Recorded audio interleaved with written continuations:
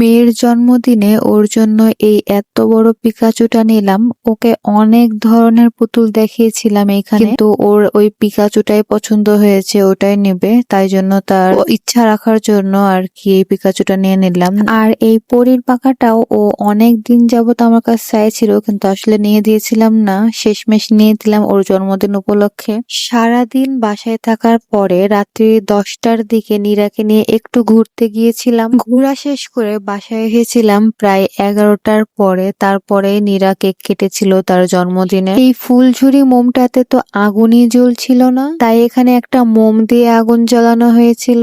আর যখনই আগুনটা জ্বলে ওঠে তখনই আমার নীরা অনেক ভয় পেয়েছে। আমার এই ছোট্ট মেয়ের মুখে হাসি দেখার জন্যই এত কিছু করা, আর সে এই অল্পতেই অনেক খুশি। দেখতে দেখতে আমার এই ছোট্ট মেয়েটার 7টা বছর হয়ে গেল। মাশাআল্লাহ, আমার মেয়ের মুখের এই হাসিটা আমি সব সময় দেখতে চাই। আল্লাহ যেন আমার মেয়েকে সকল বিপদ আপদ থেকে রক্ষা করে, ভালো রাখে। সবাই আমার মেয়ের জন্য দোয়া করবেন, আমি যেন আমার মেয়েকে নিয়ে সারা জীবন একসাথে ভালো থাকতে পারি। আজকের ভিডিও এখানে শেষ করছি। সবাই সুস্থ থাকেন, ভালো থাকেন। দেখা হবে আবারও নেক্সট কোনো ভিডিওতে। আল্লাহ হাফেজ।